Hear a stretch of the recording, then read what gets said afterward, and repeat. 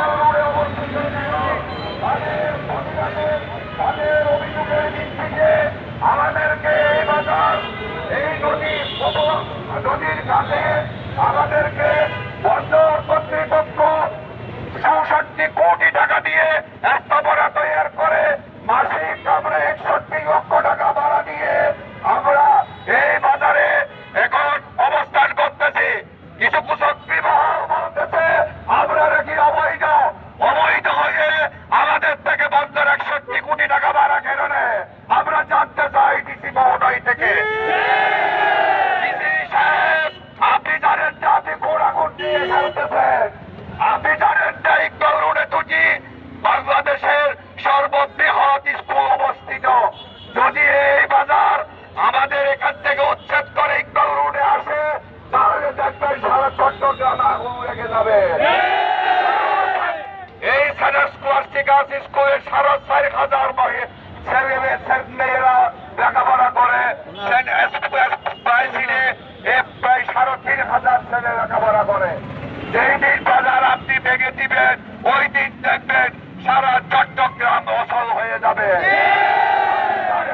আগুন নিয়ে আপনি খেলবেন না। আমরা আপনাকে সতর্ক করে দিতে চাই, যতক্ষণ আমরা নদীর জায়গা হয়ে ১৭২টি জায়গা উচ্ছেদ না করে শুধু আমাদের জায়গা কেন আপনি আমাদের বাজারকে উচ্ছেদ করতে চাচ্ছেন। এইখানে পুরো একটি কুচক্রী মহল এটার মধ্যে জড়িত।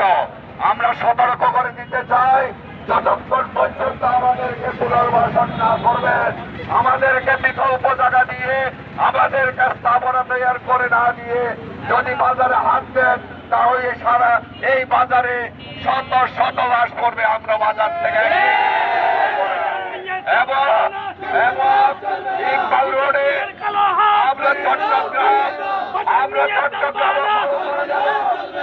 আমি ২০০০ রাষ্ট্র সালের থেকে আমি সেন্ট স্কলাস্টিকাসের ম্যানেজিং কমিটির মেম্বার আছি, নির্বাচিত অভিভাবকের নির্বাচিত মেম্বার। আমি আপনাদের ডিসি সাহেবকে সতর্ক করে দিতে চাই, আপনি পুরো অবস্থাতে এই বাজার পুরো অবস্থাতে ইকবাল রোডের এই পুটলির ভিতরে আনার চেষ্টা করবেন না।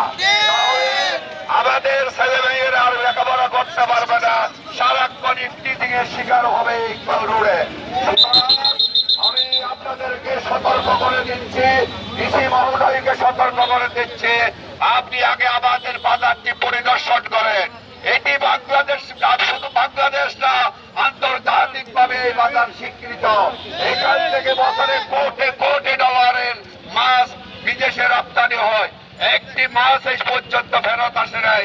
পুরান বাজারের থেকে 11 কন্টেইনার মাছ বিদেশ থেকে আমাদেরকে ফেরত দিয়েছিল মাছের গুণগত মান নষ্ট হয়ে যাওয়ার কারণে। আমি আপনাকে অনুরোধ করব, আপনি আগে আমাদের বাজারটি পরিদর্শন করেন। পরিদর্শন করে যদি মনে করেন এই বাজার ভাঙার উপযুক্ত, আপনি ভেঙে দিবেন, আমাদেরকে পুনর্বাসন করে দিবেন। আমি সবাইকে আজকে এই মানববন্ধনে উপস্থিত হওয়ার জন্য সাংবাদিক ভাই এবং প্রিন্ট মিডিয়া সমস্ত ভাইদেরকে ধন্যবাদ। কন্টিনিউয়ার মাস মানে এখান থেকে আমাদেরকে যদি এই জায়গা থেকে উচ্ছেদ করা হয় আমরা কিন্তু বৃহত্তর আন্দোলনে চলে যাবো। আসসালামু আলাইকুম।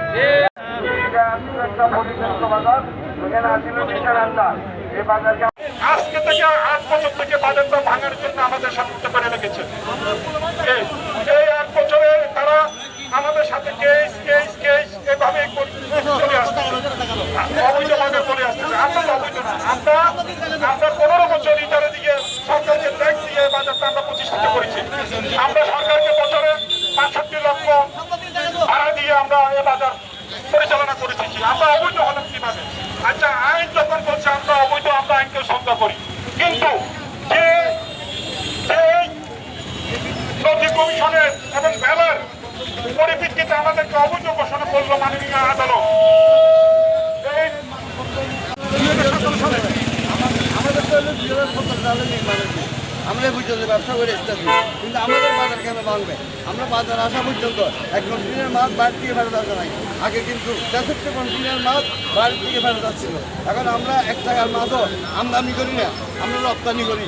রপ্তানিতে আমাদেরকে যদি এই বাজারের মতন বাজার থাকে, আমরা কিন্তু আগামীতে আমরা এই যে আমাদের আমদানি করতে হবে না, রপ্তানিতে আমরা গার্মেন্টসের পরেই আমরা হবো।